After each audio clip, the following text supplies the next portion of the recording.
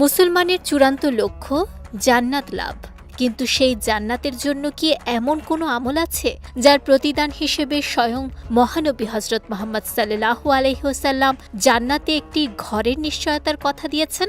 অনেকেই এ প্রশ্নের উত্তর খোঁজেন, অথচ একটি সহিহ হাদিসে এ বিষয়ে স্পষ্ট দিক নির্দেশনা রয়েছে। ইসলামের দৃষ্টিতে দুনিয়ার জীবন চিরস্থায়ী নয়, এটি মূলত মানুষের জন্য একটি পরীক্ষার ক্ষেত্র। তাই ঈমান, নেক আমল এবং উত্তম চরিত্রের মাধ্যমেই পরকালের সফলতা অর্জন সম্ভব।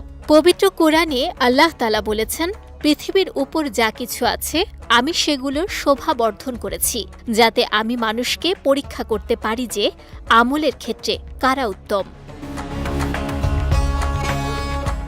একইভাবে কোরআনের বিভিন্ন আয়াতে ঈমানদার ও সৎ কর্মশীলদের জন্য জান্নাতের সুসংবাদ দিয়ে জান্নাতের অপার্থিব সুখ উল্লেখ করে বলা হয়েছে, সেখানে প্রবাহিত হবে নদ নদী, আর তারা সেখানে চিরস্থায়ীভাবে অবস্থান করবে। পরকালের এই সফলতার পথ আরও স্পষ্ট করেছেন রাসূলুল্লাহ সাল্লাল্লাহু আলাইহি ওয়াসাল্লাম। একটি হাদিসে তিনি এমন ৩ শ্রেণীর মানুষের কথা উল্লেখ করেছেন যাদের জন্য তিনি নিজেই জান্নাতে ঘরের জিম্মাদার হবেন।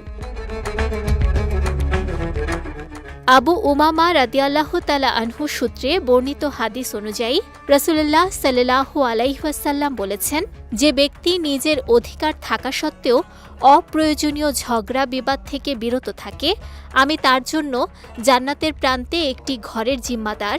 যে ব্যক্তি হাস্যরসের ছলেও কখনো মিথ্যার আশ্রয় নেয় না, আমি তার জন্য জান্নাতের মধ্যভাগে একটি ঘরের জিম্মাদার।